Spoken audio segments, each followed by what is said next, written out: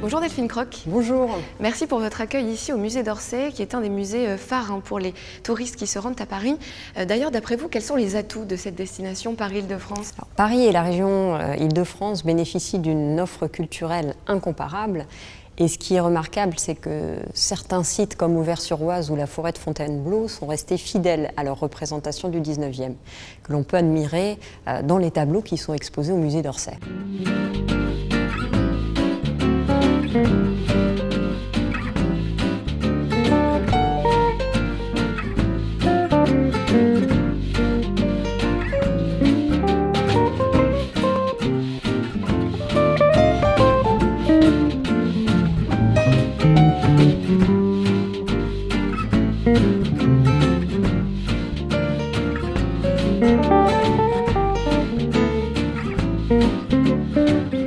Alors 2012 a-t-elle été une bonne année pour le musée d'Orsay? L'année 2012 a connu une très forte augmentation de la fréquentation, avec plus 14% et 3,6 millions de visiteurs pour le musée d'Orsay.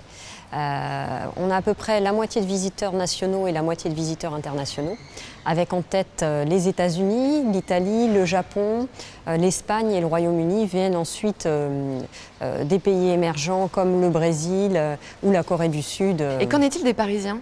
Alors, avec les travaux de rénovation engagés pour le Nouvel Orsay, la galerie impressionniste, le pavillon Hamon, le café Campana, l'année 2012 a été l'année la plus fréquentée par les Parisiens depuis 7 ans. Les Parisiens représentent 11% de la fréquentation totale du musée. Également, les expositions ont connu un fort succès avec 1,6 million de visiteurs.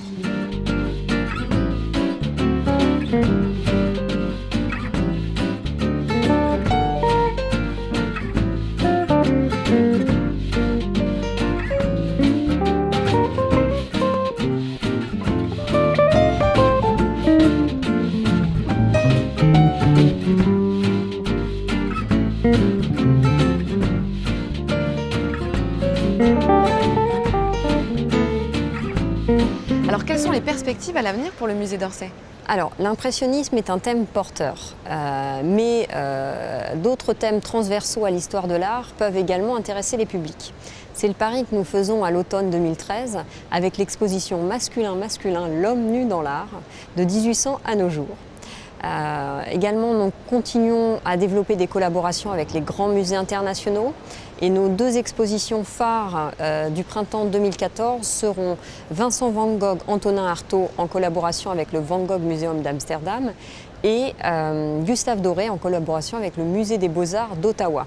Et la rénovation du Nouvel Orsay qui continue aussi, j'imagine? Alors en 2013 se poursuivent les travaux de rénovation avec entre autres les salles Luxembourg, la nouvelle librairie boutique et l'auditorium, ce qui nous permet d'améliorer la qualité de notre offre, la qualité de nos services et donc la qualité de visite.